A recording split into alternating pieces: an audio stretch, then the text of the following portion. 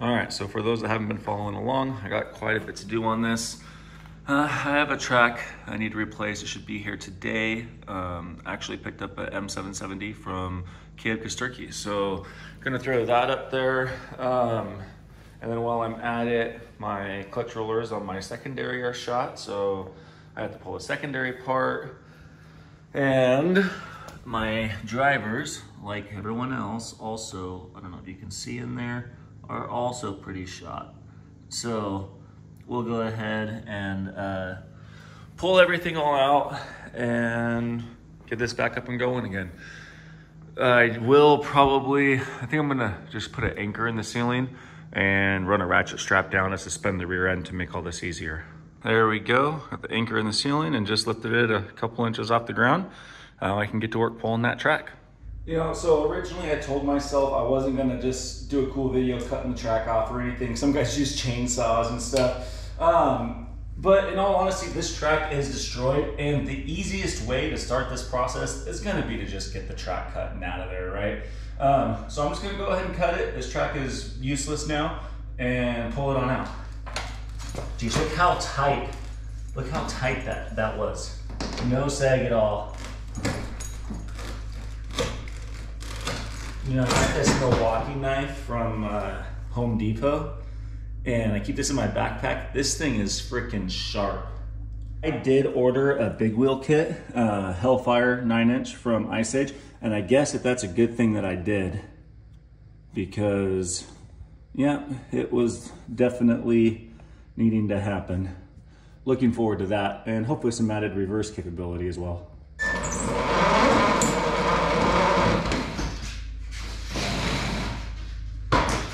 Track is showing up just in time. There it is. Look at that, proven progression tape and everything. You know, I wonder if this is gonna make me a better rider. I really would like to go to one of Caleb's clinics. The hard part is we are really busy at Tactical Tag in the winter, like on the weekends. The weekends are a busy time, and that's when a lot of the clinics are. But yeah, let's get this thing opened up. It's kind of hard to do with this nice tape with one hand. M770. Look at those stiff lugs on that thing. And Kevin can correct me if I'm wrong, but I don't believe he's gonna be dealing in these tracks anymore. I don't know if it's just an inventory thing or something. But you know, he has other stuff that you can always pick up on his website. He's an awesome dude, always willing to help out the sledding community. I mean, he's busy riding right now, and he answered the message and helped me out and got me a track with just in a few days. So thanks again, Caleb. I couldn't find any weight on the stock track, that single ply. I mean, I found shipping weights and stuff like that, but those are never really accurate because sometimes they include box and stuff like that. I'm pretty sure that the composite track weighs 59 pounds. Let's go ahead and put that on the scale. Okay, yeah, 58.9 pounds on that composite track. I don't know, I get only 45 pounds. That's a 14-pound difference, man. Well, we'll see if I notice it at all. For preparation, we do need to remove the skid.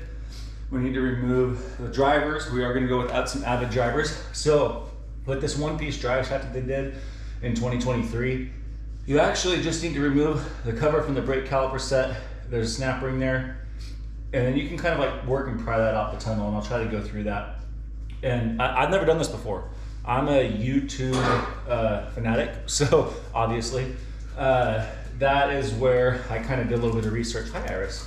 Did a little bit of research, and really you can learn anything online these days. So hopefully this video helps some other people as well. But yeah, so we're gonna pull that driver, hey Nora. And then we're gonna pull the support up here, pull the whole rear skid out, and then we'll get to replacing wheels and stuff. And I'm doing all this before I do the secondary, just because the secondary, I don't wanna be rocking and moving the machine while I'm supporting the gear on the chain case side. I don't want it to fall down into the chain case. So that must be a 10mm. I'm gonna have to use a wrench for that one.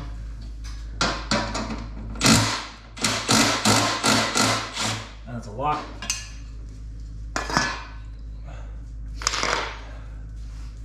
And I just realized I do not have my snap ring tools here. I should be able to get that off with the screwdriver. We'll see if I can give that a shot.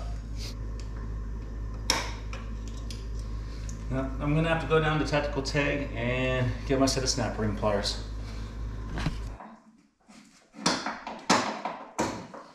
All right, then there are the Torx bolts that you need to take off. So you have to rotate the disc. I think that there's nuts up inside. Oh, nope, it's just a plate. It's a rotating plate. Yep. And on top. One to the back. Through this little skid down there. You're gonna have to get an extension to get to that one. There we go. So again, I just saw somebody do this on YouTube, and there's a special puller that you're technically supposed to have, but I mean, it is not, these aren't on there like that crazy good, where you can actually just rock it back and forth and you'll be able to pull that shaft all the way out.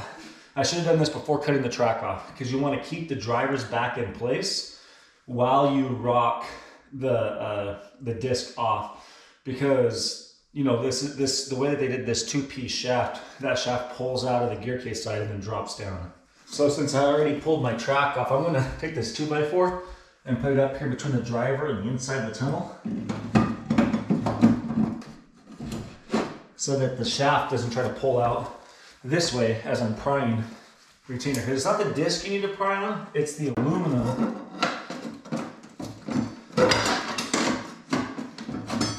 So if you just work it back and forth, so see, it's that whole caliper mount that you just took those bolts out of, and now we're loose, just like that. Move this retainer on the back. There's this little notched piece. So you just go clockwise with the tab. There we go. Now that pulls out.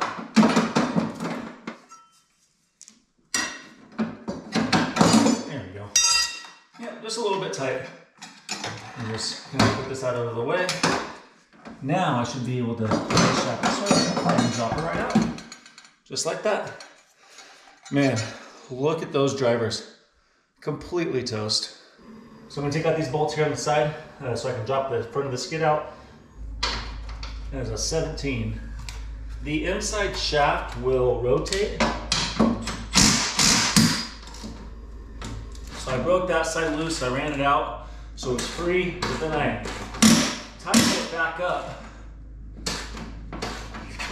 so that I can run this side out, working all the Loctite and everything loose. Loctite on this side has already been broke off loose once.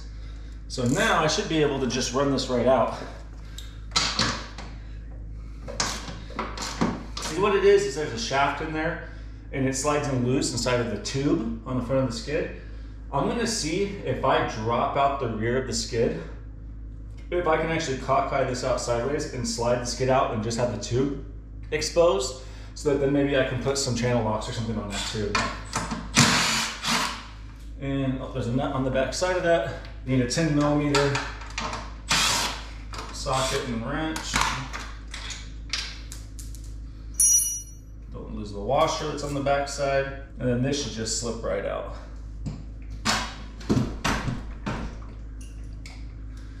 There we go. All right. There we go. So I was able to slide that now to the side enough that that rod is exposed. So I'm just going to put some channel locks on that. Got some vice grips up on that shaft.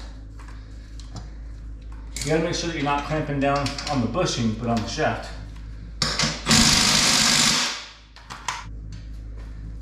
Took me a little while. It's all right. The video is good of me struggling through this. So here's that shaft that goes inside, and then the bushing, and then the bushing on the other side as well. And that skid can be pulled out. I'll probably go ahead and pull the back wheels off real quick. That should be pretty easy. I think it's just a couple of 15mm.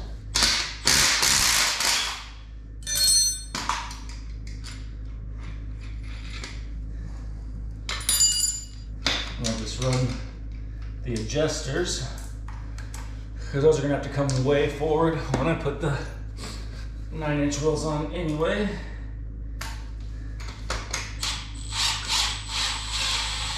You don't want to run these too fast and heat up that plastic too much.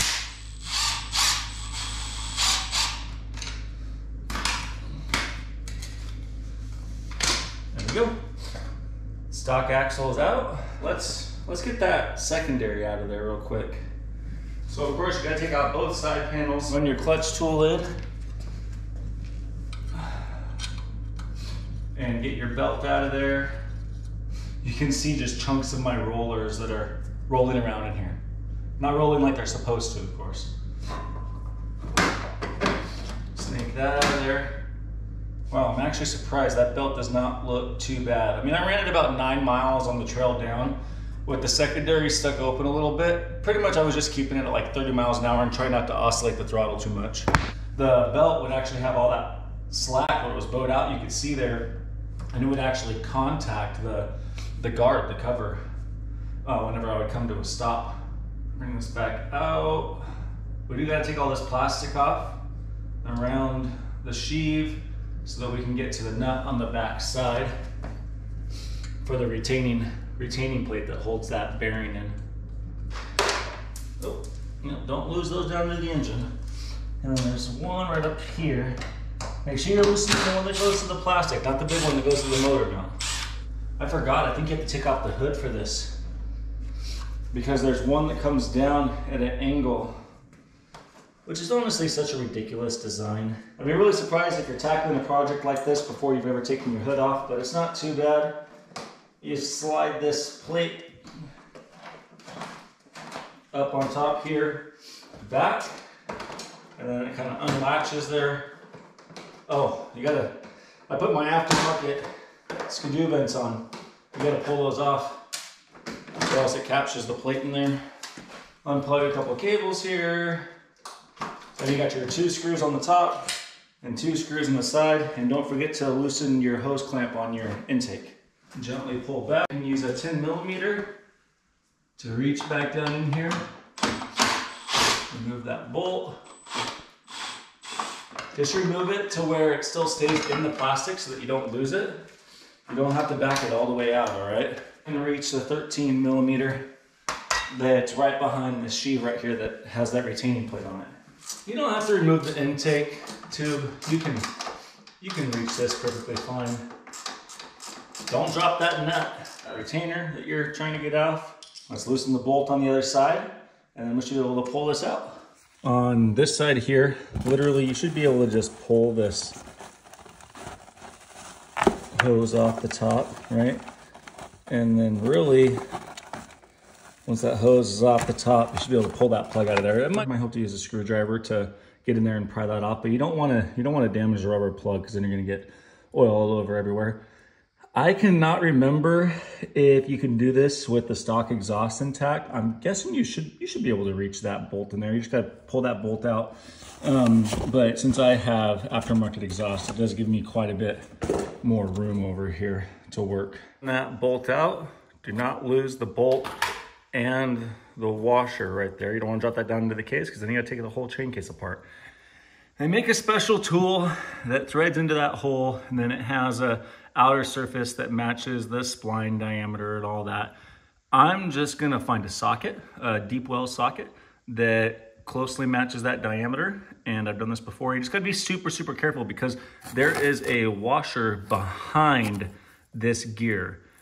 If you reassemble this and the gear can be sucked in past the shaft, like 1/8 of an inch, 1/16 of an inch, then you know that you have dropped that washer back behind that gear, and you need to take your whole chain case apart. So in my toolkit, a 14mm was the closest size to the inside of the splines that I had. I taped the extension to the socket because you do not want these to separate when you're pulling back out on it, okay? You want to keep this all nice and one. And when you're pushing the secondary shaft out, you want to apply consistent pressure. You don't want there to be a gap all of a sudden, like if you're banging on it, you don't want there to be a gap created to where that washer can fall down behind. You need to keep this tight to the shaft as you're pushing this in. The second person is definitely helpful to kind of help guide out the shaft on the other side, and also apply pressure so that you're moving as one. See, no, I actually went in too far, which, I mean, there could be worse problems, but this is a good example why I taped the socket to the extension, because if I was just to pull out on this extension right now, that socket would go to the other side, the extension would come this way, and the gear and the washer would drop, and we do not want that. So yeah, I'll see if I can get that recentered up on the socket. There you go, that's how you want it to sit. You want this side of the extension to be, or this side of the socket to be, you know, right at the edge of the gear, and then you want the socket to be sticking out the other side. This is why I did all the track and everything first, because I didn't want the machine moving while I was balancing that in here. You know, and I take no responsibility if you drop your washer down in there. This is a little bit sketch process. It works, but you just gotta be super diligent and careful.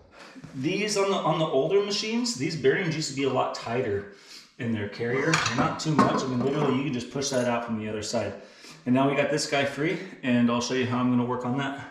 So I've already had this apart.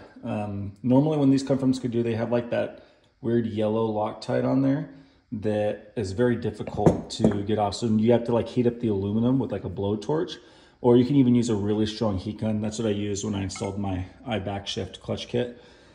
But anyway, and then I smothered these with blue Loctite when I put them back in. That was literally about a month ago.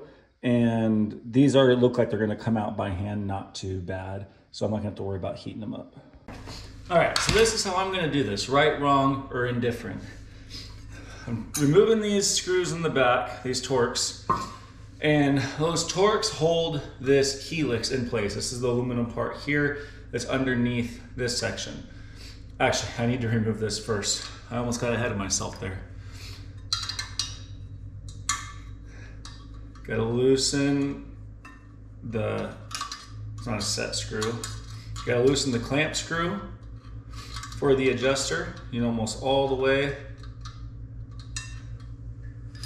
Get a wrench or something in there to open this up so that it's easier to thread all the way off. And this is reverse thread, so righty, loosey, lefty, tighty. Oh, lost the bolt flew out of there. I guess I loosened it up too much. And then just take extra care once it gets to the end. You don't want to, this is just aluminum thread, so you don't want to mar these all up. So I use that wrench to spread it apart and then just slip it off the end there. And the washer, don't forget the washer.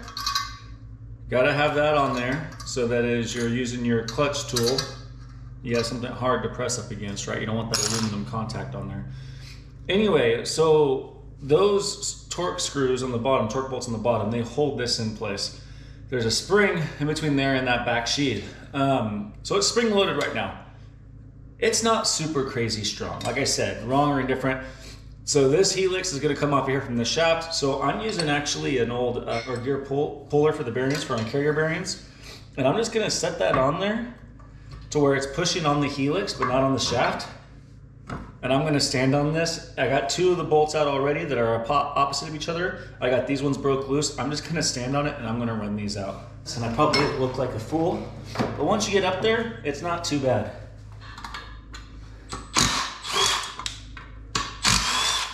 There we go. And just carefully step off. There we go. And she comes up. To put it back together, definitely gonna need two people. You can see my broken rollers just split right in half. 300 miles on them. So I'm gonna put the high Torx back in and reassemble this. I gotta wait a little bit for parts. So this will be a couple days till I get back to this one here. Don't lose the plastic washers that are inside your Helix. So I've never done this before, but I think the easiest way to do this is gonna be to put the skid up inside of the track first and then slide it all in as a whole. That just makes sense to me.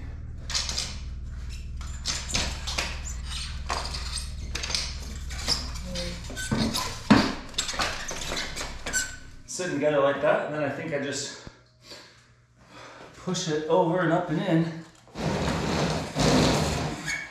Don't forget to put your rod and your bushings back in, which I don't think that these are greased. That honestly seems weird to me.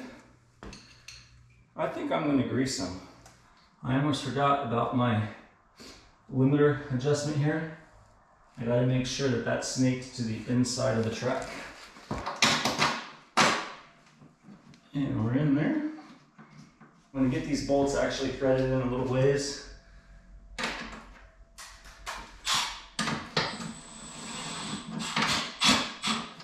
Now if the front of the skid is back in place, we need to get this back lined up, which I believe that as it compresses, the suspension will slide that way. So if it slides that way, then it'll go up and in. So I think I actually need to let it down. Or actually, look at, if I let it up, if I bring it up more, then the front of the skid can fall forward more. That's going to be the easier route. There we go, look at that, right up and in.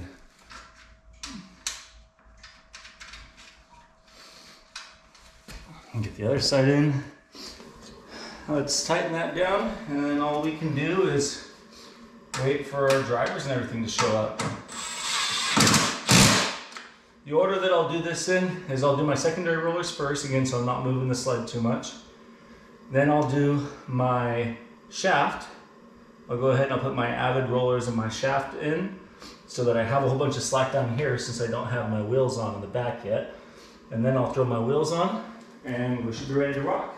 Thanks to Cycles and Sleds for shipping me this overnight. We got 9-inch Hellfire wheels. Awesome. Offset axle to go with them. High torque rollers. And Avid drivers. Sweet. Okay guys, don't get too excited when you go to pull the pins that the rollers right on, right there. Don't just like be like, hey, there's a Torx there. Go ahead and start running that out. You need to remove the white bushing that's on here, that's behind the spring, and then you'll see that there's holes on each side for the roll pins. You need a 3/32 punch, and you're gonna punch these guys out. Be careful with the punch. Don't break it off in there. I mean, it is a pretty thin punch. Mine, where's mine at? Mine even bent a little bit when I was putting it in. And then because the bolt, the hole that the roll pin goes through, might not be perfectly lined up, there's a possibility that your punch might get caught on the edge of the hole when you get down to the bolt. I eased the edge of my punch a little bit. I went ahead and took a little bit of sandpaper to it just to make sure that it would find that hole a little bit easier. Don't try to force it out, all right? And then, yeah, once you get that out, then you just use your Torx and you can run that bolt out and you can start installing your new rollers. So what I did is I ran these in until they were just starting to get snug, like just starting to get tight, like hardly any pressure. And then I just took my punch and I put it in the hole for the roll pin, and I just applied pressure inward on it as I finished torquing this down until the punch slid through and I knew that I was at the proper rotation. And then I just drove the roll pins back in. Don't forget to put your plastic bushing, spacer, whatever you want to call it, back on there. And then of course, your spring and your helix, and on the bottom side of your spring, inside the helix, there should also be a white plastic bushing in there as well, spacer. So make sure that's in there. And when you assemble this, as I'm sure you guys have seen, make sure that the part here that has the reverse notch is gonna go in, the roller is gonna go in there, okay? And there's actually an arrow on these. Where is it at? Right here. So there's an arrow here, and then there should be, and there's an arrow here. Look at that, and those line up just as they should. And there actually should be an arrow on this back side too that I'll find and line up, and then I'll go ahead and thread them together. Don't forget the blue Loctite. So the hardest part about this is when you go to push this down, you need to make sure that the helix is sliding into the shaft, onto the end of the shaft, because there's that bushing. I think it's a bronze bushing that you don't want to clip the side of the Helix. So what I'm going to try to do here is I'm going to try to use my knees to put pressure down on it so that I can be down low to it. There we go, all the way down. I'll get the first one in.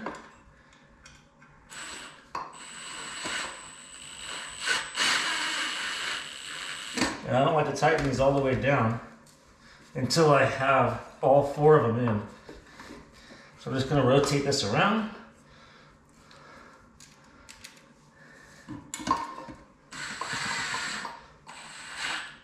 Oh, don't cross thread it. There we go. They should go in super easy. If at any point it feels difficult, then you're not lined up. Really starting them by hand is probably the best option. And really, once you have 2 opposing ones in, then it's going to hold that Helix straight. It's not going to get cockeyed. And we can put our last one on there. I'm going to take this over to the bench and get these torqued down.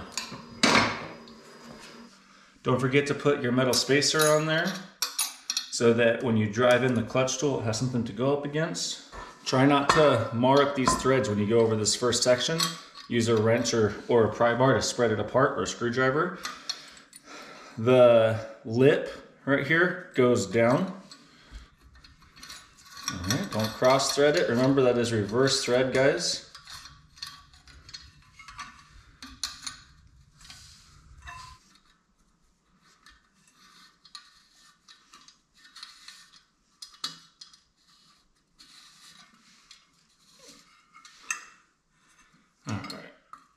So my little tip would be, after you spread this apart and you go to put this on, go ahead and tighten the clamp back down a little bit so that there's not so much play in that it can get cockeyed so easily. I'm going to slide this in. We're going to butt it up next to the socket extension that I have in there from earlier. And I'm actually going to get my wife out here to help me out with this. 2 hands. Do not forget to loosen up your chain. Loosen up your chain quite a bit so that you have enough play to move that upper sprocket around. All right, so let's explain to the people what we're doing here. As I push this in, she needs to, got my wonderful helper Melissa out here. As I push this in, she needs to make sure that she keeps pressure on that socket that I have in there up against the shaft so that it will slide in nicely. She also needs to lift that sprocket up and try to line it up with that shaft as I put it in. All right. So remember to continue pressure this way. Okay, so I'm up against the... Okay, so I think we have the spacer.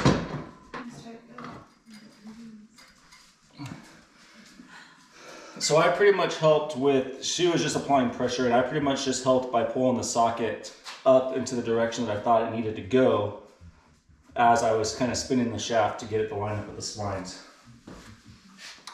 Use a 13mm to tighten that back up.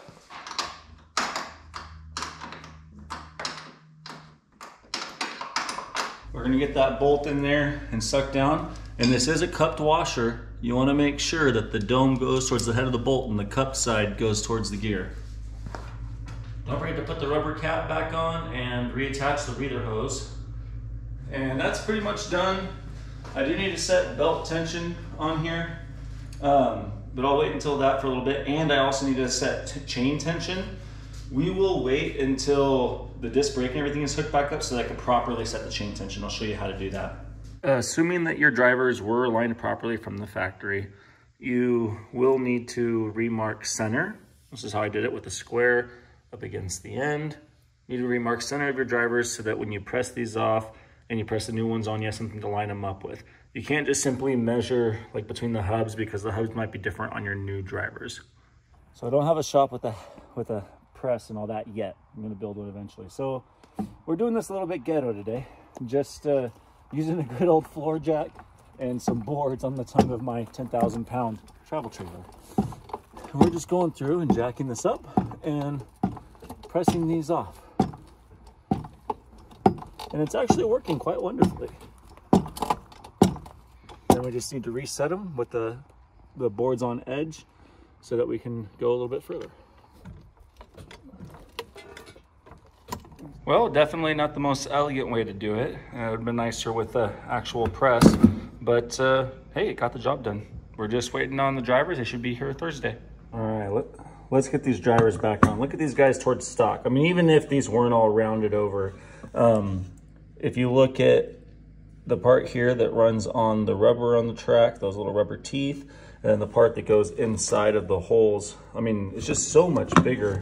And I'm pretty sure that this is a UHMW. This is gonna be a stiffer material than these guys as well. So I'm gonna measure the distance between my track windows just to make sure that this is as center as possible. I'm gonna go from the left edge, so the inside edge, to the outside edge over here. And I'm at like 8 7/8. Let's double check it up here. Yeah, 8 7/8. So that's my center to center. I have my center to center marked on here. And it was actually about 9 1/8, 9 1/16 center to center. So I'm actually gonna narrow that up a smidge. I'm gonna split the difference between each side. And then what I did is I measured the thickness of the wheel at the hub. It's uniform thickness all the way across anyway, and that's 3 inches. So I just split on my center to center mark that I made from earlier in the video, and I went 1.5 inches one way and 1.5 inches the other way off my center. But like I said, I'm gonna adjust that so that I got that 8 7/8 from center to center, which would mean it's about perfect. Before you go pressing these on, don't forget this guy, and it needs to go with that tab notch up against the bearing so that it can be slipped into the tunnel and locked in. So I ended up running down to my awesome dealer to press these on. It probably saved me time in all reality between the drive down there and everything. And there, I just didn't have enough throw with my ghetto setup that I had here. So they had a press and everything, made it a lot simpler. And yeah, I'm gonna be ready to install these now. According to this can do, this should go relatively easy. If I remember right, they only give the dealer an hour to swap a track, which is just crazy.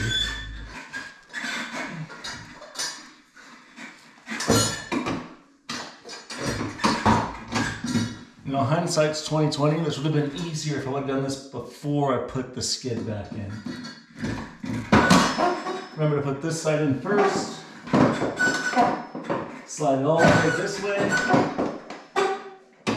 Then get the other side up and push in the spot.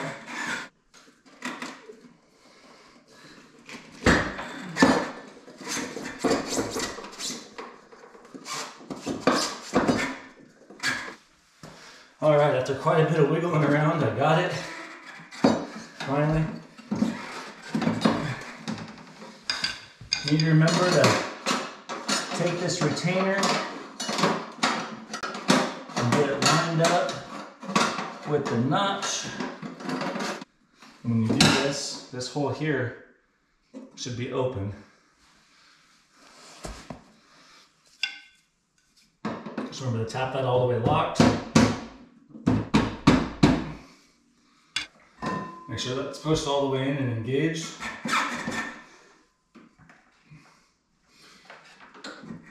And as stupid as this seems to go in as a unit, because without taking these running boards off, you can't get, as far as I can tell, you can't get the disc in after the fact. There we go. Let's put some Loctite on here and run these 4 guys back in.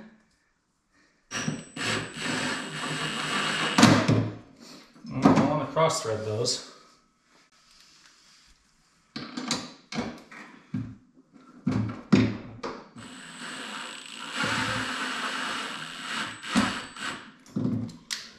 Try to suck these up pretty even. You don't want them to get all cockeyed on you.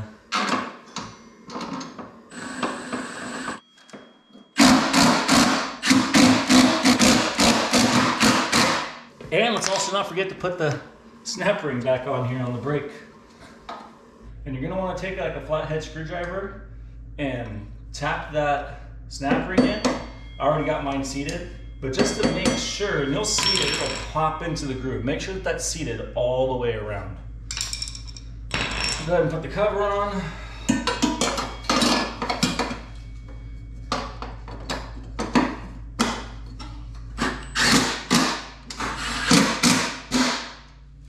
We'll use a wrench for that one. Before I get too excited installing the big wheel kit and all of that, I'm going to set my chain tension. So to do that, we'll go ahead and see if we can get this parking brake to pick back up. Okay, brakes on. Oh. Okay, and you can see with the brake on, I have some wiggle here. That is too much. You don't want more than like an 1/8 inch of a wiggle or so. So I'm going to tighten that chain a little bit. And you set the parking brake so that you know that it's not the slop in the drivers and the track and everything that you're feeling. You know that that's just the slop between the secondary shaft and the drive shaft. About right where we want it, not really any knocking, rocking. Get the plastic sheet back on. Remember, leave that bolt in there so that you don't drop it. It's got to be sneaked down in there just right.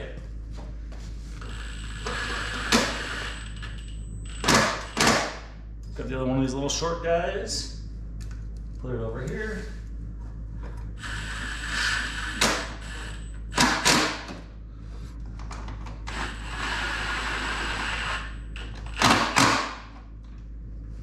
Here we go. I almost forgot, I did chunk out one of my rail wheels here, the ones that go in the middle on the shock shaft.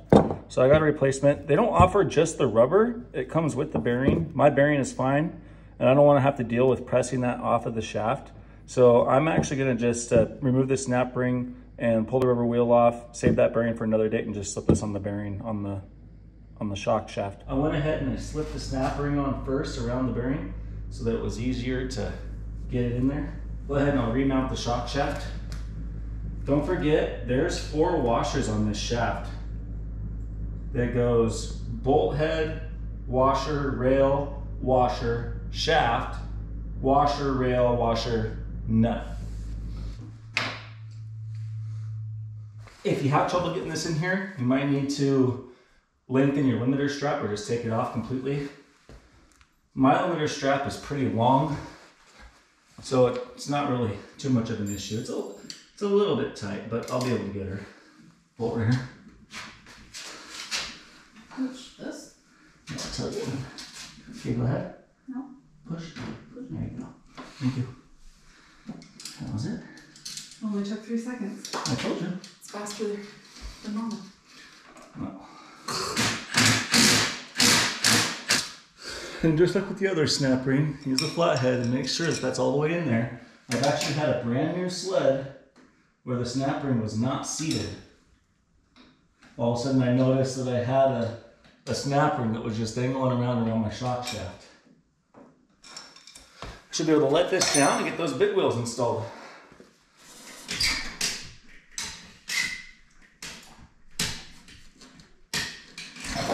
So if you've never looked at one of these axles before, these do a couple different things. They raise the wheel up higher than the stock slot, this way, and they also push it forward.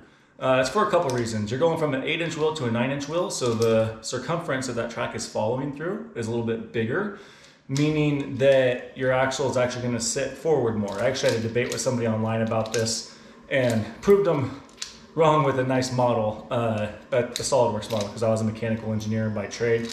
And a 10-inch wheel versus an 8-inch wheel ended up moving that axle forward about 1.35 inches. On a 9-inch wheel, we're probably going to see literally about half of that. I haven't done the math, but it's not much, but they do need to be offset upwards because 8-inch to 9-inch is a ½ inch difference, and you don't want that wheel to be sitting below the track. So upwards and forwards whenever you install these guys. So we're just assembling this right here. We got wheel. Of course you want to put Hellfire on the outside, right? So anyway, it goes on the axle, wheel, spacer, then the offset billet piece. So from here, axle, wheel, spacer and offset. And you want to snug these bolts up a little bit, but you want this offset to be able to move so that you can get it lined up in the rails properly before you torque these down. So like I said, this is supposed to offset the wheel up and forward. So make sure that's orientated properly. And before you start tightening down the tensioner, make sure that the tensioner bolt is in this groove right here.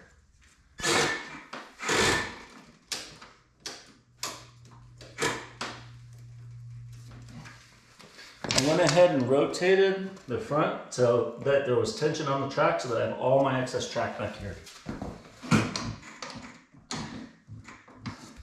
Not too bad. I'm going to go ahead and throw these in there and just leave them a little bit loose so I can tension the track. And don't forget that we need to tighten that offset right there, the offset of the axle.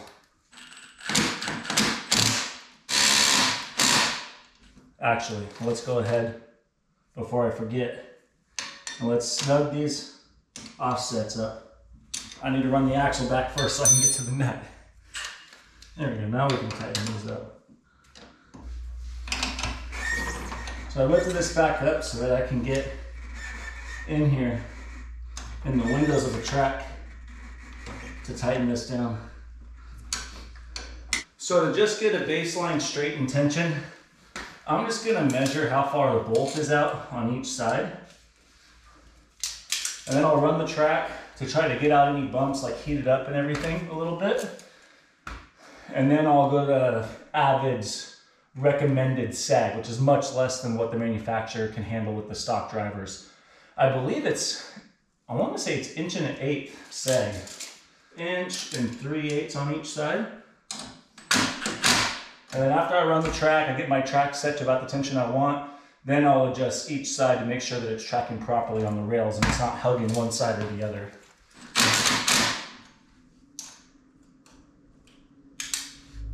All right, now that we're at 1 3/8" on each side, let's run it a little bit.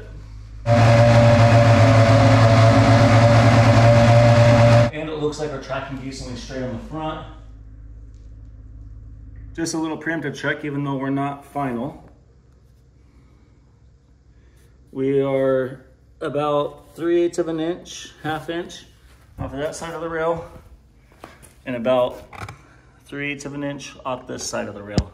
So we're tracking decently straight. I'll just go ahead and I'll set this to the sag that Avid recommends, and then I'll go ahead and run it a little bit to make sure it's still tracking decently straight. And of course, I'm going to check this later on as well after the first ride or during the first ride, and then I can tighten these guys down. I'm going to count turns on this just like you would on the trail. 1, 2, 3, 4, 5, and that's going to keep me decently even.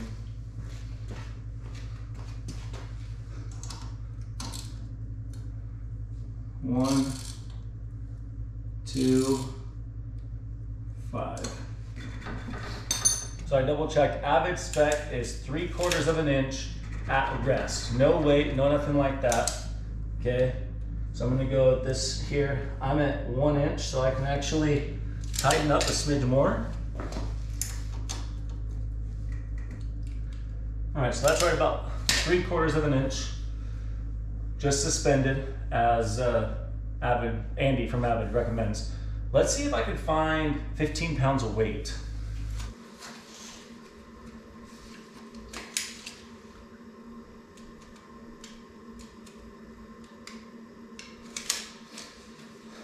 So for those of you wondering, Kirkland laundry detergent is right about 15 pounds or so, which is what Skidoo recommends. And I'm sitting at about 1 3/8", 1.5". It's supposed to be 32 millimeters, which is like 1 1/4". So I am able to run this a smidge looser than what they're recommending. We'll see how it goes for me. I was way tighter than this, trying to not get the stock drivers to ratchet. I mean, way tighter. So I'm excited to see how this runs. And that really wraps up the pretty much the build. I do gotta put the hood back on and stuff like that. Oh, I do want to look at belt tension real quick. something that Skidoo tells you is to bring this all the way up to the top cord. And what that is, and I've always questioned it, because depending on exactly the belt width, depending on exactly the belt circumference, how tight are those tolerances? I've heard people say that they can be up to a 1/4 inch difference in manufacturing spec on a stock belt. Whether or not that's true, one of the things that Joe from my back shift told me is to run it to where you just barely can help and it'll spin the track. So according to that, I actually need to tighten up just a smidge.